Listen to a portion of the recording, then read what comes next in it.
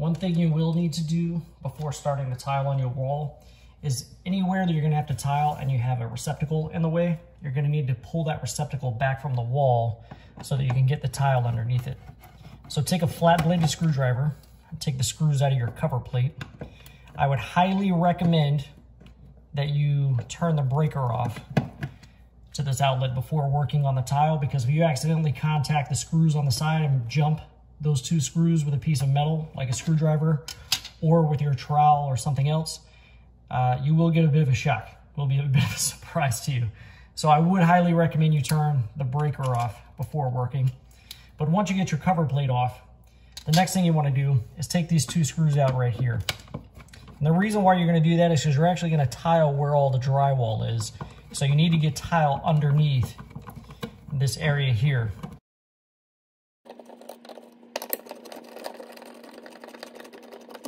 So once those screws are undone, just kind of pull it back away from the wall. That way you'll be able to get your tile underneath those two little tabs on the top and bottom. So before you get started actually putting any tile on the wall, if you want to put a trim piece like I did, I'm going to show you how to cut this up real quick. This was about $20 a piece. If you want to cut some of this out, what I did was I just used a hacksaw on a miter box to cut it. And I feel like this is going to give me a little bit of a better finished looking edge around the edge of the tile.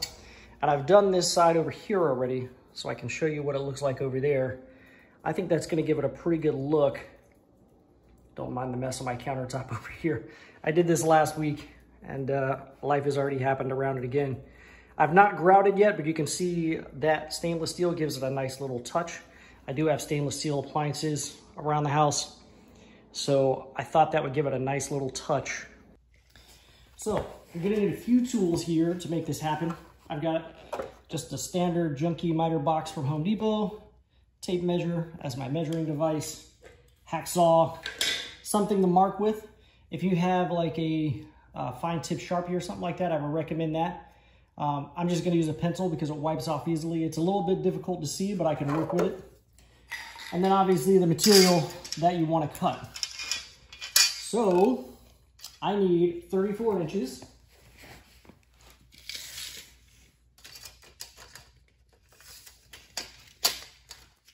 So 34 inches, I'm going to measure down, make my mark where I need it to be. And one thing I like to do is after making my mark is also think about it in my mind, okay, which direction does this angle cut need to go? Since I want to put it on that right side of the refrigerator, it needs to go this direction. You probably can't see the markings on it or anything. It's probably pretty faint and the lighting is not great in here. It is right there. I don't know if you can see it, but if you can see it, that's what I've done. I've just kind of made a 90 mark and then a 45 mark there. Then I'm going to go ahead and cut it. So the way I'm going to do that is place my material in the miter box. I'm going to line up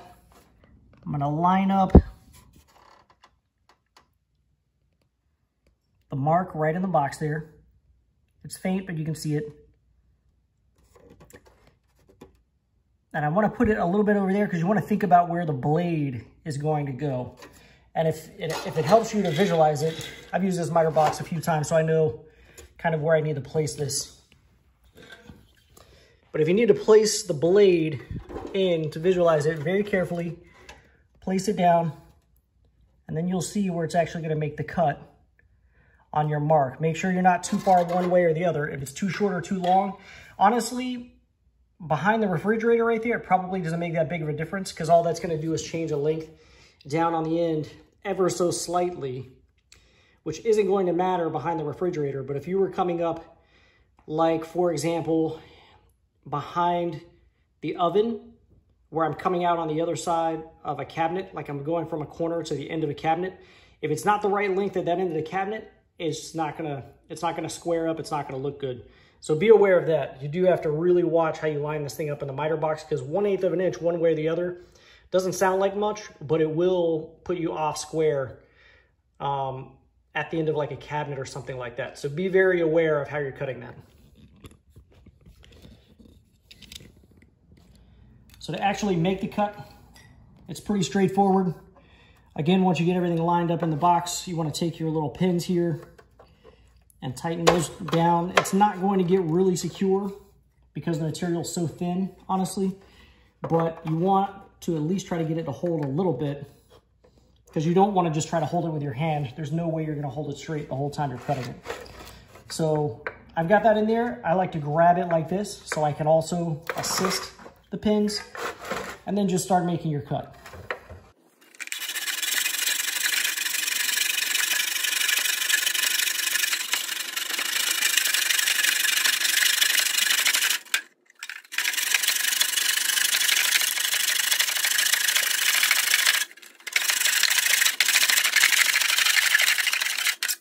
So you'll notice I've not made it all the way through the material yet. When I'm most of the way through like this, I like to go ahead and just take it out of the miter box, because really what's important is this cut right here on the top, and then also the cut down the side.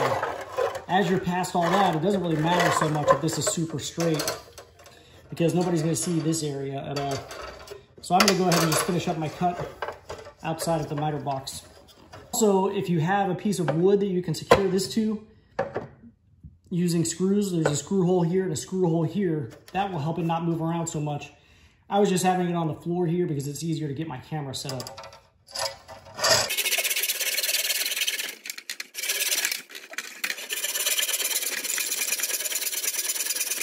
Obviously, I don't have this set up the most ergonomic way possible. I'm trying to get the best camera angle. Again, if you're working off a bench or something, that would be much better ergonomically.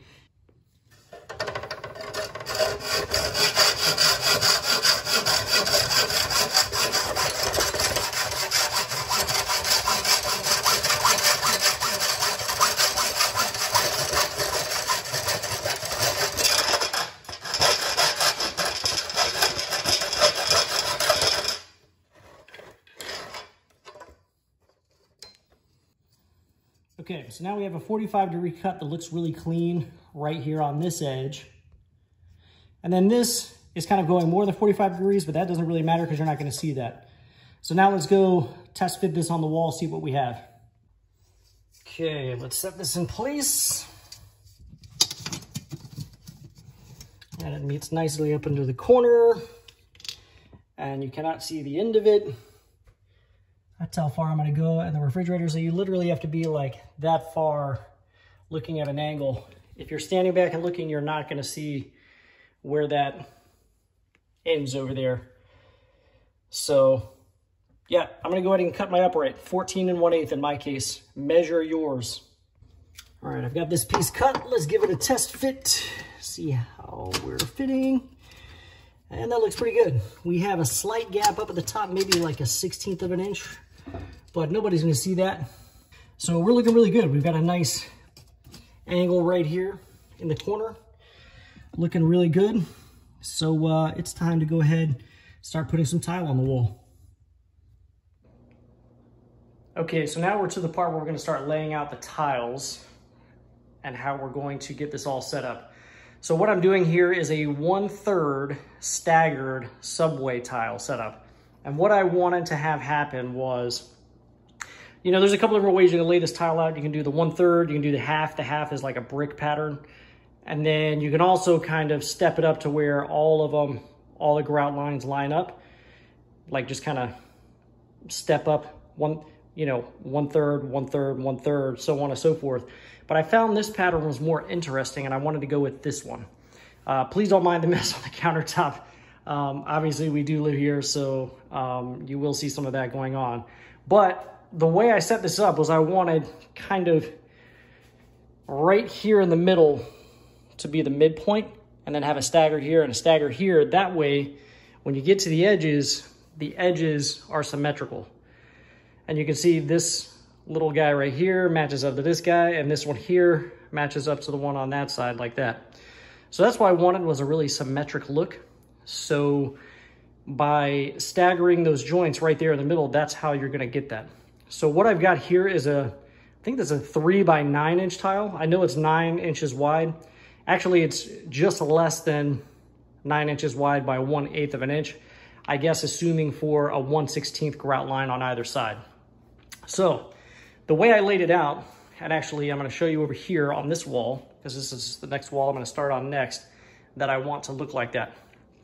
So what I did was I measured from my corner here to the edge of the cabinet here, which is where I want my tile to stop, right? And I don't remember the exact measurement, but I know it was around 60 inches.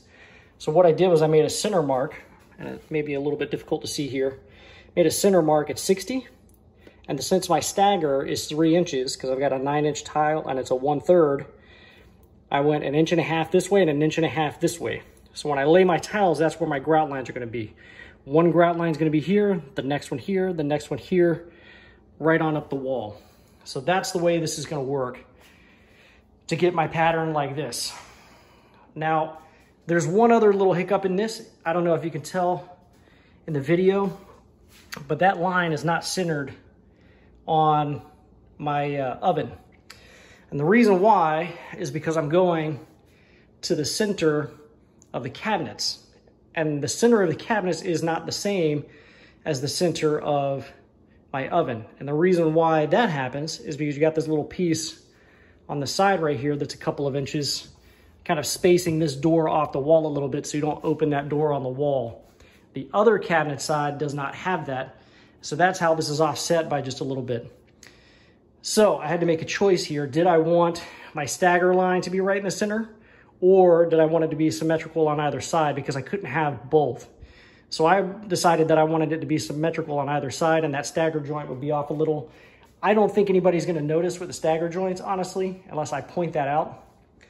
But that was my preference. And then over here on the side, I'm just going to start with a whole tile in the corner and then stagger it off 3 inches, whole tile staggered off 3 inches, and just kind of bring it over, because I'm not going to tile behind the refrigerator. So I can do that on both sides. So that's my plan. I'm going to go ahead.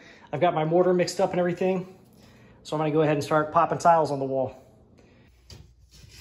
So the first thing you want to do is go ahead and secure this to the wall. And to do this, what you're going to do is just go ahead and get a little bit of mortar. I'm going to try to get most of it along this edge here.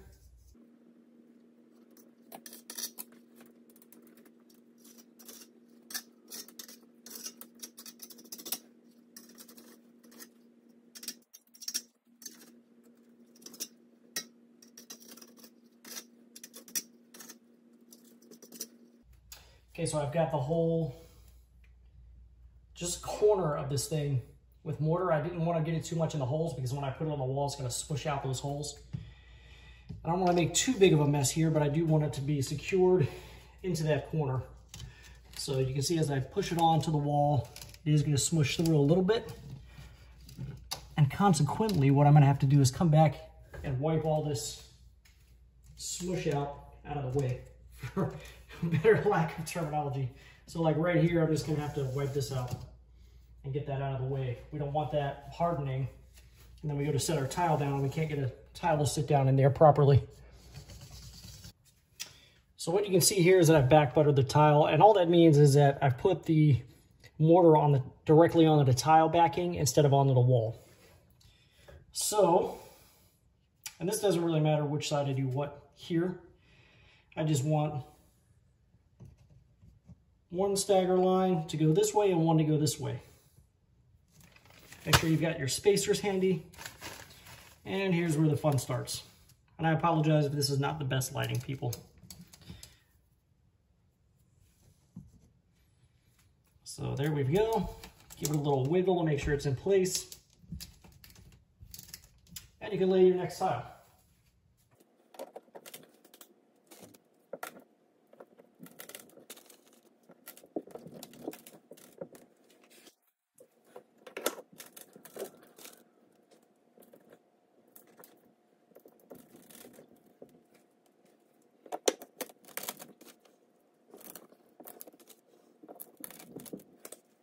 See if I can fit one whole tile here, and I cannot. So this is where I'm going to have to start making my cuts. So you probably couldn't see that last shot, but I'll re-explain here. This is where I'm going to have to start making my cuts. I've got a whole tile will not fit here. As you can see, if I put it up to my grout line there, that is going to interact with that outlet. So I'm going to show you how I mark off for stuff like this when I'm getting ready to make my cuts. So basically what I do is I take a Sharpie, right? And then I come over here and say, okay, how far down do we need to go? Or how far over do we need to go with it? Well, I'm going to need to cut it about right there, it looks like, because I want to match this line here. And then how far do I need to come down with this cut? How far over? Now this one is a little bit more critical than the other one. And the reason why I say that is because you have to cut out enough of it to not impede, and I'll show you what I mean. I'll move the outlet out of the way a little bit. You don't want to, well, maybe. You don't want to impede the ability for this screw to go into that hole, but you also don't want to cut down too far where your faceplate's not going to cover it up. So you really want to run that line right about there, right where the drywall is, basically. You want it to match up with the drywall. So that's where I've put my marks. I'm going to go out to my towel saw. I'm going to use a square to square this out. Make sure I've got a nice square mark. I'm going to cut it, and then I'm going to come back in and place this tile.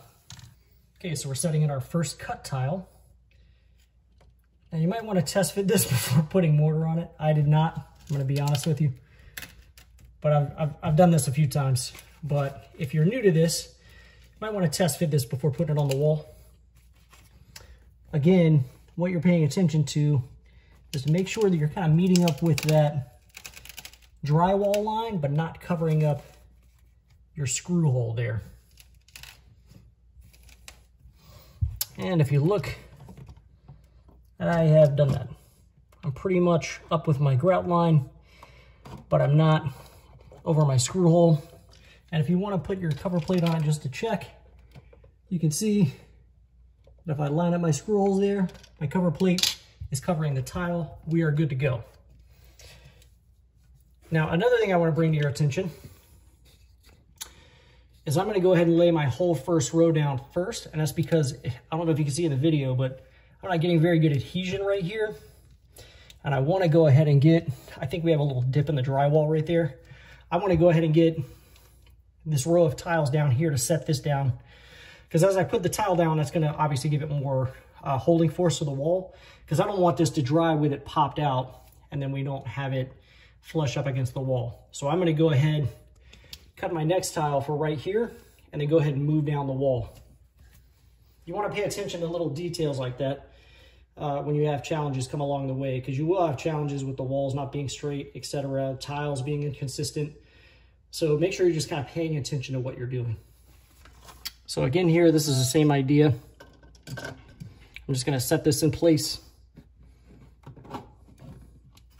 Let's see how far up I need to cut it, which should be the same distance as the other one, theoretically. But I like to measure everything as I go along. That way there's no surprises. Sorry if I stick my head in the way there. Actually, that's going to be over. And you want to take into account your grout lines, too. That's why I just had to remark that, because I didn't take into account my grout line, that upper mark.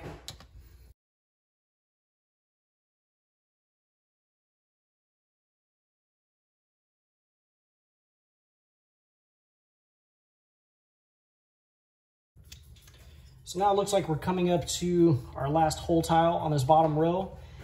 And that's when I'll go ahead and just start doing my second row. I'm going to set this one last tile in place, work on my second row.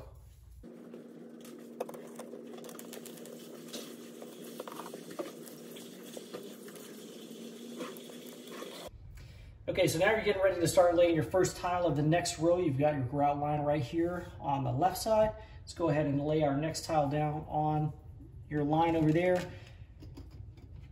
And also, as you're laying these down, make sure you take into account that little 1/16 of an inch. So you want to bring it like a 30/2 of an inch over just to the side of the line. Now, I know that doesn't sound like much, and honestly, nobody's probably going to notice on the end of the tile. But if you want to be really accurate, you can do that. Put your spacers in and give it a little wiggle to make sure you've got enough adhesion, and then start popping up your next tiles. From here, it's pretty simple. You just bring them over.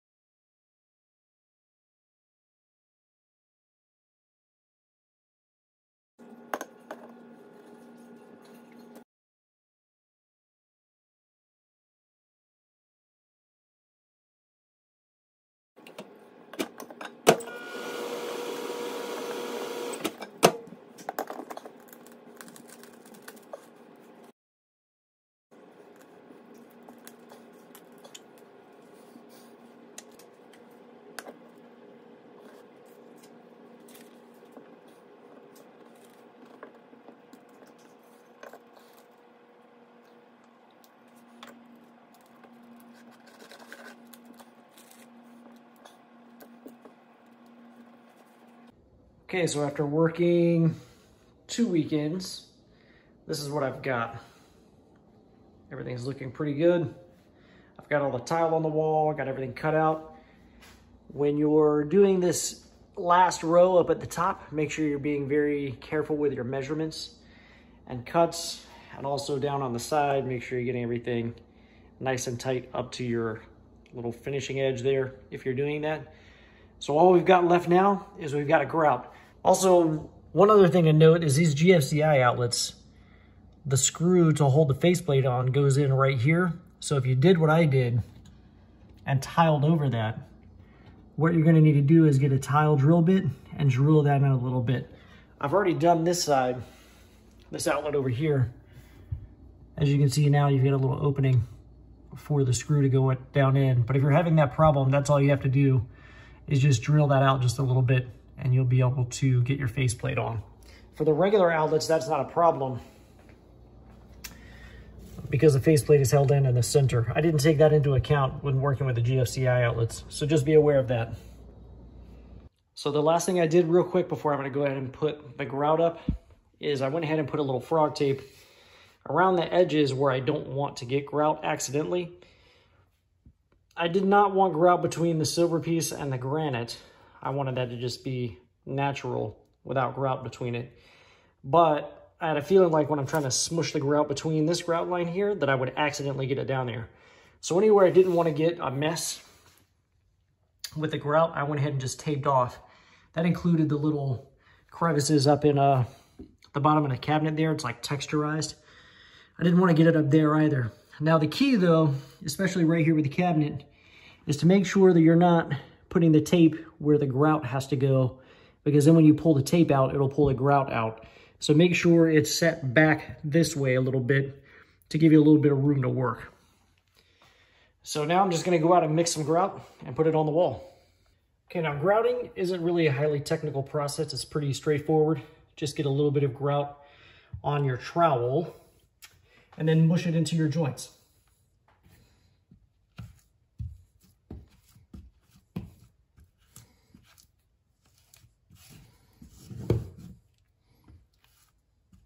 So mush it in and then come back and flatten it out just like that. And that's really all there is to it.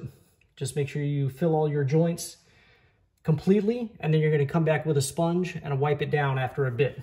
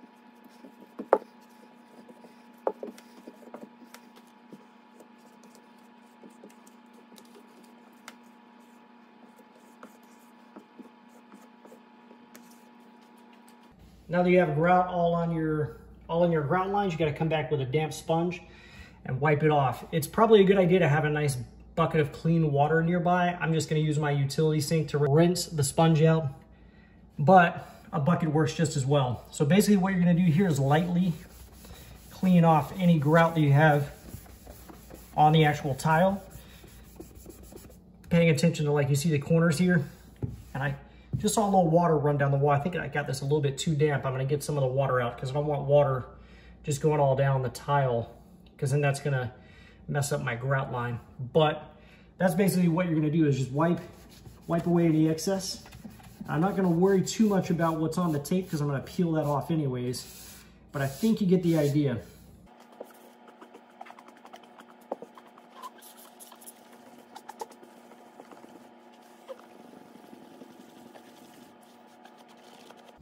Another thing you want to be attentive to is the consistency of the thickness of the grout line.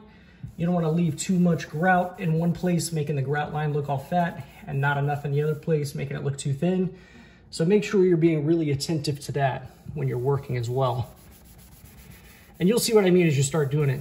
You'll be wiping a little bit, and you'll notice the grout lines, what I'm talking about.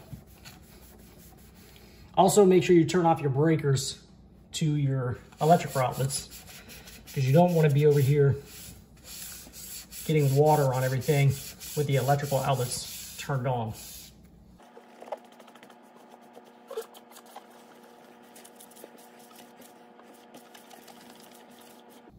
So now what you're going to do is come back, you're going to make one pass, get everything cleaned up really good.